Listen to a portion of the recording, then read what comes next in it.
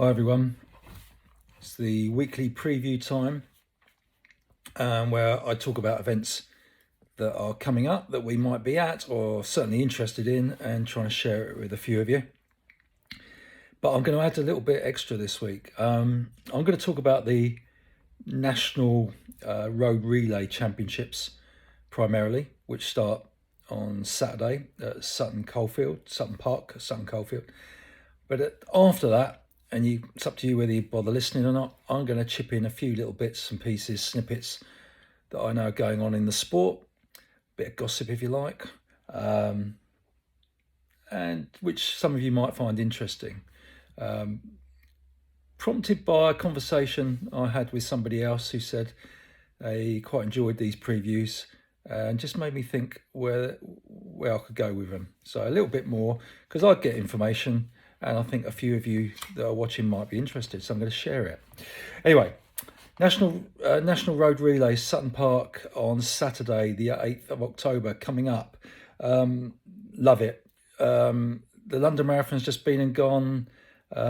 Great for charities and fun runners and everything, but I think as an event, it's overhyped as a club event or a club runner event. I think there's much better going on, and one of them is this coming weekend, which is the National Road Relay Championships at Sutton Park. Coming together of all the teams, young athletes, under 13s, under 15s, under 17s, and the under 20s run with the seniors. So there's 8 races in total. We've had the regionals recently, come on to that in a second, but this is the culmination of the Road Relay autumn season. And we've got 3 in the Young Athletes League teams, 4 in the senior women's and 6 in the senior men's. Over courses that are used every year, really, and have been for quite a while. I think the latest change was the senior men in about 2001, something like that. So anyway, let's have a look at some of the teams you can expect to see competing and challenging. On the senior front, I'm going to talk about the seniors. From the north, Leeds won the Northern Championship by 2.5 minutes. They were second last year in the men's, and you expect to see them up there. Hallamshire Blackburn Leeds B team shows their strength, for 4th in the Northern, and then Vale Royal. Fastest laps by Hugo Milner from Derby and Phil Sessamon, who's just ran a PB low 2:12 in the London Marathon on Sunday. They were the fastest 2 laps in the Northern Road Relays at the end of September. Then on the women's, Salford won by 2 minutes, and Leeds, Vale Royal, Lincoln, Wellington and Rotherham followed in. Molly Williams from Stockport was the fastest lap. So there's some of the teams from the north to look out for. Certainly Leeds on both the men's and women's always strong, and Salford on the women's particularly look out for. So I'll come on to who I think might win in a few moments. Then we turn to the Midlands. Traditionally, perhaps not as strong as some of the South, for example, but can throw up some really good competition.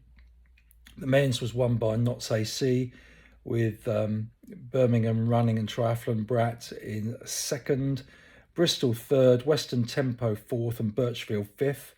Birchfield were in the mix last year on the men's side, where they finished 4th in the national. So look out for them if they get their top runners out. And then Freddie Hessian was the fastest of the men's laps in the Midlands. And then on the women's side, Charnwood, Birchfield, Western Tempo, City of Stoke, and Wolverhampton and Bilston were the top 5. Gemma Steele and Lily Partridge were the first 2 fastest. Gemma is with Charnwood and Lily is with Birchfield. So again, in the mix, Charnwood traditionally quite strong actually on the women's side, particularly. Notts and Bristol perhaps contenders on the men's side, top 10s. So that's the Midlands for you. And then the South, as we all know by now, it was split by those going to Crystal Palace and for the official South of England Championships, and those going to Aldershot for the unofficial championships, which there's little doubt about it, the Aldershot event was stronger. The Southern Men's at Crystal Palace was won by Victoria Park Harriers from Dulwich Road Runners, neither of which I would expect to really feature at the sharp end of the men's national. On the women's side, Cambridge won in quite a closely contested race with Belgrave Harriers. Cambridge Harriers can be strong, so they might be up there at the national if they can get their top athletes out, like Holly Dixon and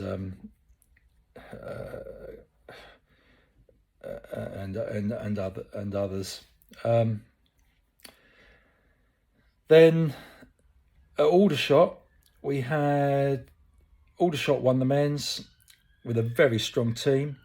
Tunbridge was second, Cambridge and Coleridge third, Bedford fourth, Highgate fifth. You'd expect all 5 teams to be capable of challenging at the front of the national, depending on what teams they're out. The fastest lap at Aldershot was run by Jack Rowe. Not surprisingly, he ran the fastest lap at the National Road Relay last year, followed by James Kingston from Tunbridge and Johnny Davis from Reading. James, quite a young lad from our club, Tunbridge, doing really well and surprising a few with the second fastest lap there in front of more established names. Then on the women's side, Aldershot dominated. They had the first and the third teams, so got the depth there. Bracknell was second with Amelia Quirk, who ran the fastest lap. Tunbridge were fourth and Reading were fifth.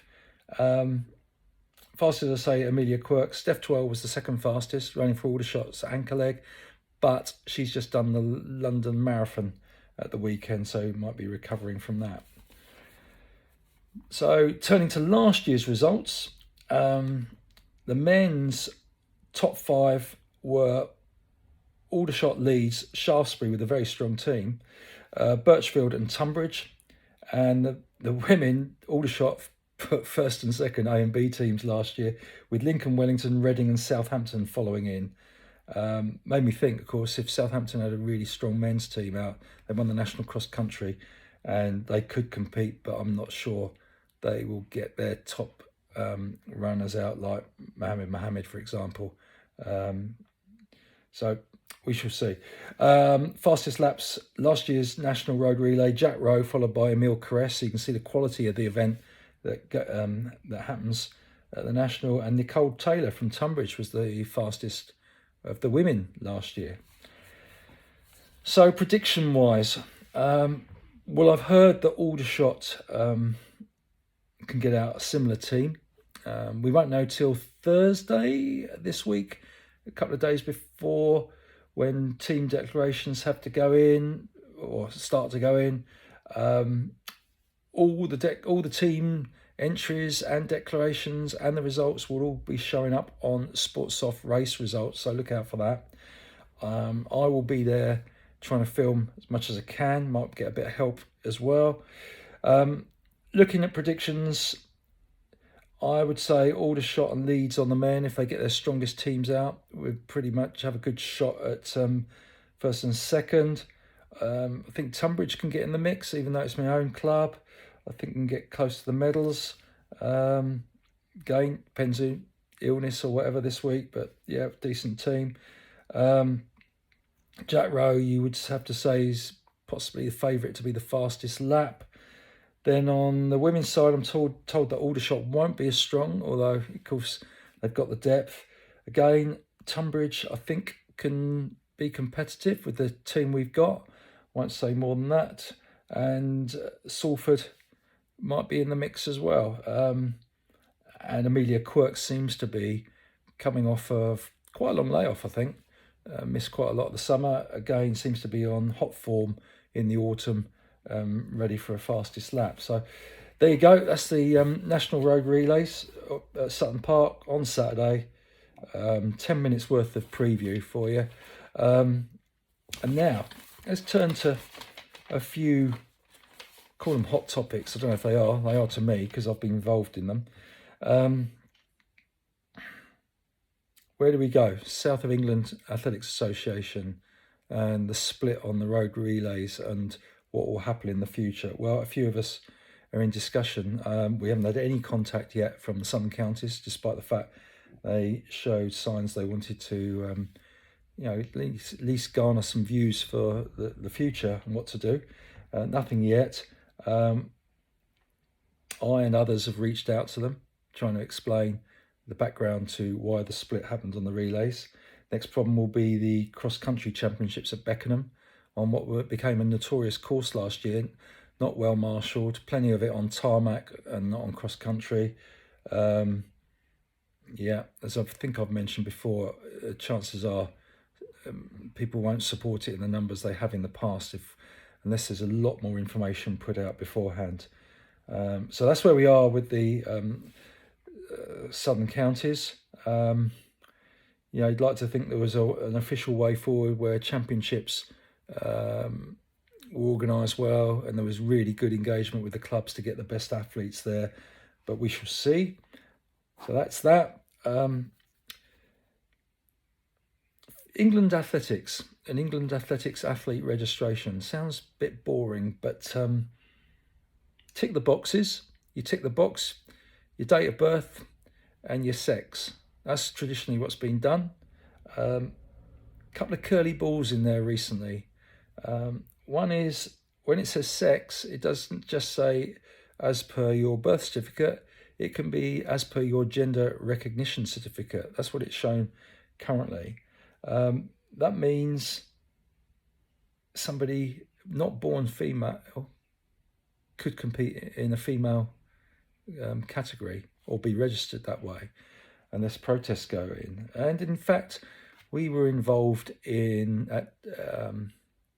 an event earlier in the year where a protest was put in to that extent. It was rejected.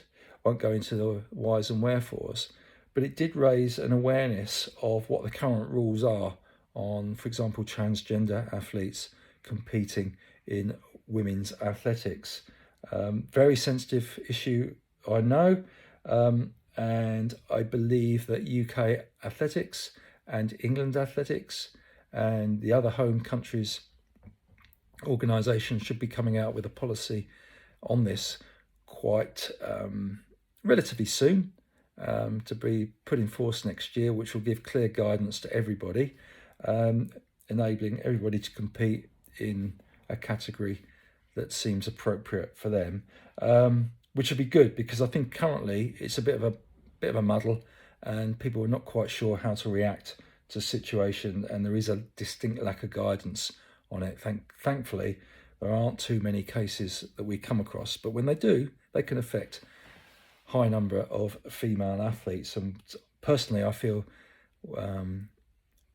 we have to do our utmost to protect pure women's sports, to keep it competitive and interesting. Very, very difficult one, of course. And then you can throw in, and I'm not sure how they're going to deal with it, the examples of the DSD type athletes such as Costas Semenya, which is the famous case. DSD is differences in sexual development, again causes big issues, and they've dealt with it on a world athletics front by pushing them, such athletes, out of the 400, 800, 1500 mile type distances, so either run short or long. But I don't think that issue has gone away completely. We might have to, if it happens more in club athletics, who knows? So anyway, should be more coming out on that. So, but also I had a case highlighted to me where there's no checks done on athletes being registered and supplying their date of birth. There's no requirement to supply your birth certificate, for example. So then you've got asylum seekers, others. I don't think anyone would be cheating. I think they'd be found out. But you've got more complex cases coming in to the sport, which could raise quite a few issues and protests, and something to look out for there. So England athletics, I don't envy them. They probably want to deal with athletics and putting on championships, and so does UK athletics. But there's some sensitive areas in sport as life has become a little bit more complex and complicated than it used to be. perhaps, and certainly a lot more information and awareness of situations spreads quite quickly these days compared to in the past. So very, very difficult for everybody. But yeah, more look out for more in those areas. At our club, I suspect, like a few clubs, there's a lot of debate about all the competitions that go on. When Joanna Coates was the chief executive of UK Athletics a couple of years ago, one of her key targets was to rationalise the fixture list in this country and bring a little bit more what's the word? A little bit more meaning, if you like, to how competitions work, bringing it more into line with modern life in terms of the hours and the length of meetings and how far to travel, etc. But of course, she left, and there's been a little bit of a hole, and it seems to be there's more and more meetings, more and more competitions, and greater dilution of competition, and greater strain on resources such as officials' time and number of officials, etc. So we had a debate on this at Tunbridge, our club. We're in 6 leagues, I think. We're in the National League for men and women seniors, Southern League for men and women seniors, Veterans League for over 35s. We're in the Kent Young Athletes League for under 13s, under 15s. We're in the UK Youth Development League for under 13s, under 15s, lower league, and we're in the under 17, under 20 league from the UK YDL. So we're in 6 leagues. I think there's something like 21 fixtures across the year, all requiring officials, plus all the the home open meetings and stuff we put on. So there's awful strain on everybody, team managers, etc. One team manager, or it was put to me that, why is a club in a league? Well, to satisfy demand from athletes. Athletes should be demanding to be in a team, if you like. Well, it doesn't seem to happen that way. It seems to be the stress on the team manager trying to get athletes to sign up for leagues. Some of these leagues, first events before 11 o'clock in the morning, last events 5:30 if it's running on time, but quite regularly they run behind time. So that's a long old day with potentially a couple of hours journey home afterwards. So yeah, not good. So we've had a long debate. I won't tell you how our discussions went, but they're along the lines of, can we really manage teams and support all those league teams as we should be able to? The answer is often no, and I don't blame the team managers or the athletes, etc. I blame really the league organisers, national governing bodies, for allowing this to be perpetuated. Some of the leagues are great at Premiership level, great competition, full events, etc. Step outside of that, it's very weak, and you're never quite sure what sort of competition you're going to get. So big issues with the leagues, but I did find out last week that apparently there's a conference of regional councils in England going on where leagues will be discussed, and how they're made up, how they operate, and some of those issues I've just spoken about are known. And I hope that from that something might happen to make leagues more attractive, or team competition more attractive in this country.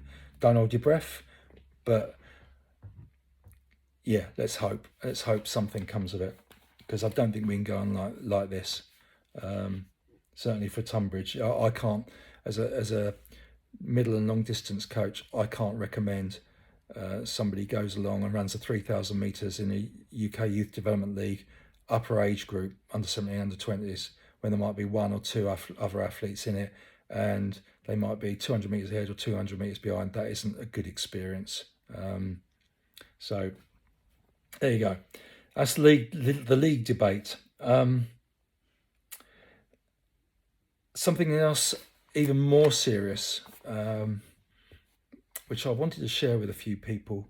Unfortunately, last week I got news that a lad in his mid-20s who used to belong to Tunbridge Athletic Club when he was, 13 to 15,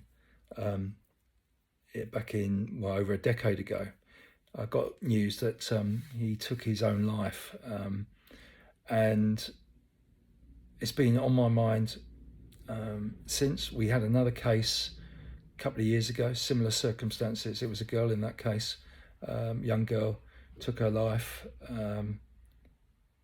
and extremely sad. And you look back and you remember them being part of teams at a young age, full of innocence, full of hope for the future, you would expect.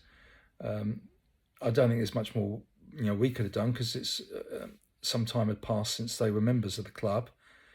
But it made me think that we all have some responsibility to look out for people. Both characters quite quiet, not necessarily great engagers with everybody else from the club. Don't think there were signs there, but my message would be to look out for the quiet ones, check in on them, make sure your teammates are okay, make sure your training partners are okay, just ask questions. Outside of that, we know young people get depressed, for want of a better word, think life's against them, thinks times are tough. One of the great things about athletics clubs and running is you're all getting together for a common purpose, to work hard together in all conditions and encourage each other if possible. And I think we forget how powerful that can be, and we should maximise it much as we can. That's all I would say. I'll leave it to you. You can think about people that just might need a little bit more support than others. And it made me think. And I said to one of our lads in our training group the other week, even when you're down occasionally for training, just check in on some of the others and make sure they're okay. Ask them how things are going with their work, study, running, whatever it is. Show an interest in other people. I think it's quite powerful. And on that, I wanted to recommend 3 podcasts I listen to. I don't know about you, but I listen to quite a few podcasts when I'm in the car or on dog walks, and 3 of my favourites. I'll start with one that you might not be interested in, which is letsrun.com in the USA's podcast. I quite like the 3 guys who bounce off each other a little bit over there, talking about results and some of the main events around the world, do some previews, etc. So I listen to that, and also gives an insight into some of the USA stuff, which I quite like, have done for a while. But from the British point of view, one in our sport that I listen to every single episode is the Sunday podcast with Ollie Lum, Matt Seddon, interviewing athletes, coaches, and other people associated with the distance running fraternity. And without a shadow of a doubt, every single one I find really useful and gain so much from. So the Sunday podcast, weekly podcast, put out, all sorts of people on there. And then more broadly, not just about running, not just about sport, is the High Performance podcast from Jake Humphrey, BBC podcast put out. The latest one, Alex Scott, the women's footballer, now retired, works on football as a football pundit and presenter. Extremely powerful, some great stuff in there. It's all about high performance in whatever activity you're doing. So that's my recommendations. And this has been the longest preview that I've put out. I hope it's useful. Any feedback, greatly received. Any gossip or tidbits, gratefully received, that I can share with other people. And I'll just try and chuck in a few other bits each week or every other week or whatever, just to make this more than just a preview of our events. So I hope that helps. Really looking forward to seeing a bunch of people at the road relays on Saturday. Hope for some great competition, and hope you all have a good week.